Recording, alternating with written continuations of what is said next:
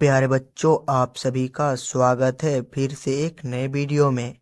और यह कक्षा 10वीं के लिए हिंदी ए का क्वेश्चन मॉडल पेपर है और ये मॉडल पेपर 2024-25 का है।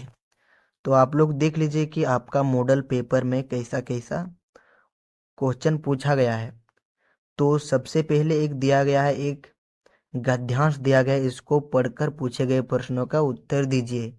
मतलब सबसे पहले इसको आप लोग पढ़ लीजिएगा एग्जाम में जाकर और ध्यान से पढ़ लीजिएगा और अपना उत्तर दीजिएगा। जैसे कि यहाँ पर दिया गया है कि स्वास्थ्य हमारे जीवन का सबसे महत्वपूर्ण पहलू है।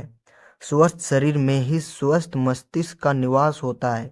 यदि हम स्वस्थ रहना चाहते हैं तो हमें अपने खान पान, दिनचर्या और मानसिक स्वास्थ्य का ध्यान रखना चाहिए।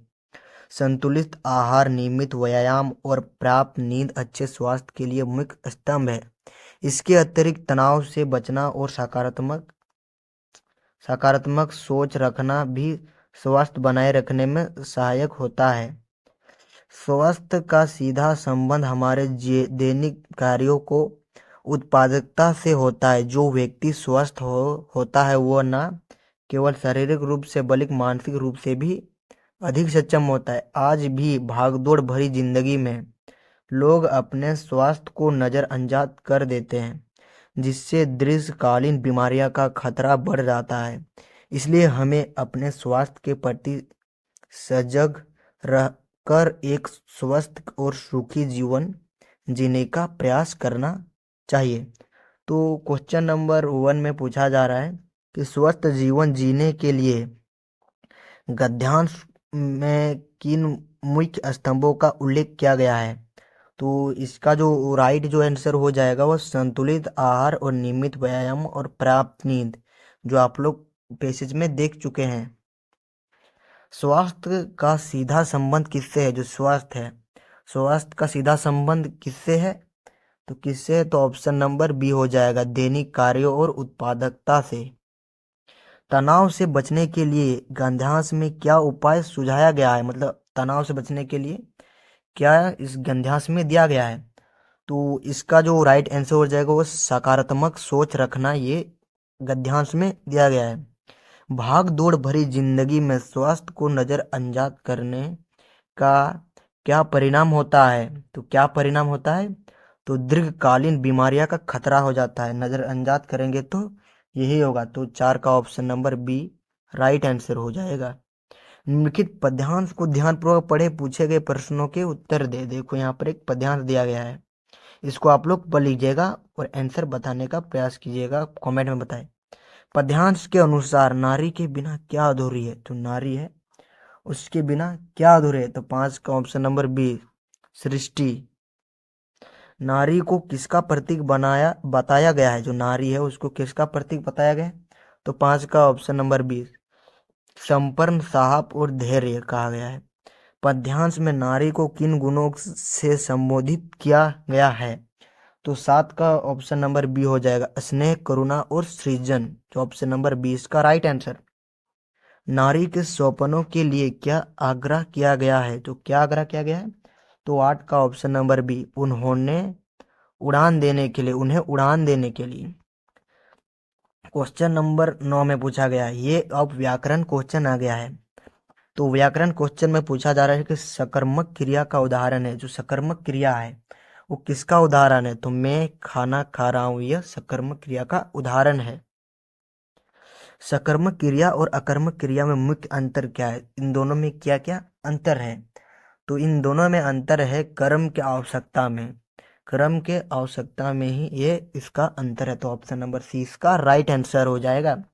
सकर्मक क्रिया में हमेशा क्या होता है? जो सकर्मक क्रिया है उसमें हमेशा क्या होता है? सकर्मक क्रिया में एक कर्म होता है, सिर्फ एक कर्म। तो ऑप्शन नंबर बी इसका राइट आंसर।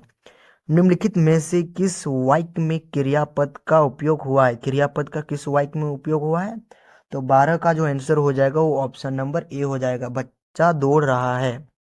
पत्र शब्द का एक अर्थ नहीं है। जो पत्र है उसका एक अर्थ नहीं होता है। वो क्या नहीं होता है?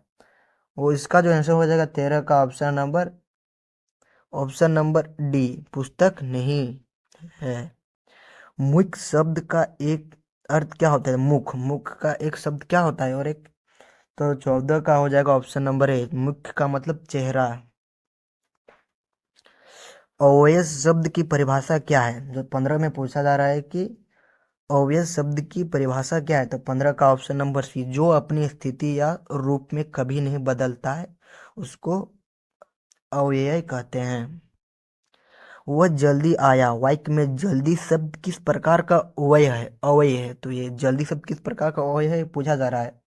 तो 16 का ऑप्शन नंबर बी इसका राइट हो जाएगा, क्रिया विशेषण अव्यय है।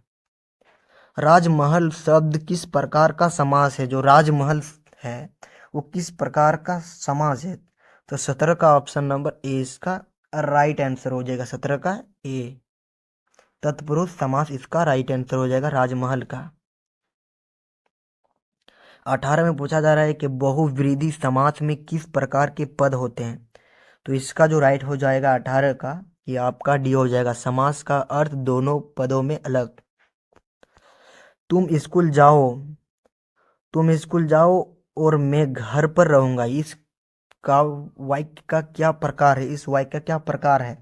तो 19 का जो आंसर हो जाएगा ऑप्शन नंबर सी, संयुक्त वाक्य हो जाएगा इसका राइट आंसर।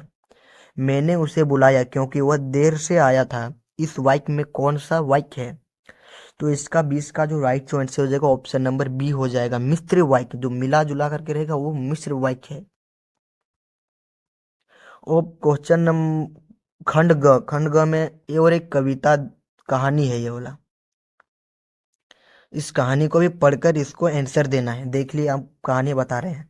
बार बार सोचते क्या होगा उस कौम का जो अपने देश के खातिर घर गृहस्थी जवानी जिंदगी सब कुछ होम देने वाले भी हंसती है और अपने लिए बिकने में मौके ढूंढती है। दुखी हो गए 15 दिन बाद फिर उसी कस्बे से गुजरे। कस्बे में घुसने से पहले ही ख्याल आया कि कस्बे में हृदय में सुभाष की प्रतिमा अवश्य ही प्रतिष्ठा होगी, लेकिन सुभाष की आंखों में चश्मा नहीं होगा। तो 21 नंबर में पूछा जा रहा है कि गंधार के लेखक को किस बात का दुख हो रहा था? तो 21 का जो राइट आंसर हो जाएगा ऑप्शन नंबर ए, कौम के मानसिक और अपने देशभक्ति के निष्ठा से, ऑप्शन नंबर को इसका राइट आंसर हो जाएगा।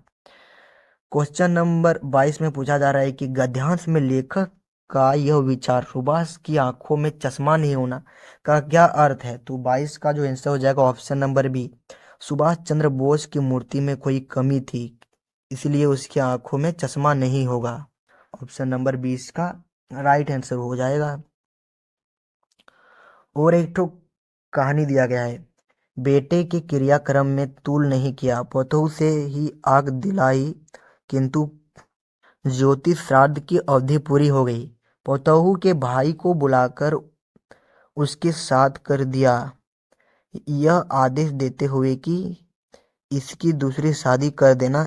इधर पतोहू रो रोकर कहती, मैं चली जाऊंगी, मैं बुढ़ापे में कौन आपके लिए भोजन बनाएगा, बीमार पड़े तो कौन एक चुल्लू पानी देगा, मैं पैर पड़ती हूँ, मुझे अपने चरणों में अलग नहीं कीजिए। लेकिन भगत का निर्णय अटल था, तू जा, नहीं तो मैं ही घर से छोड़कर चल दूंगा। यह थी आख उनकी आखिरी दलील, और इस दलील के आगे बेचारी क्या करेगी? भगत का निर्णय कैसा था? तो भगत का निर्णय कैसा था कि पतोह की दूसरी शादी कराने का उसका निर्णय था। पतोहू ने क्या कहा कि जब भगत ने उसे छोड़ने को कहा तो क्या कहा, मैं आपके लिए, इसका जो राइट आंसर हो जाएगा 24 का, वो ऑप्शन नंबर सी, मैं आपके लिए बुढ़ापे में भोजन बनाऊंगी, ऑप्शन नंबर सी इसका राइट आंसर हो जाएगा। गर्भ न के अभ्रक तलद में अभ्रक का क्या अर्थ होता है? अभ्रक के अर्थ होता है 25 का, ऑप्शन नंबर सी, बच्चा।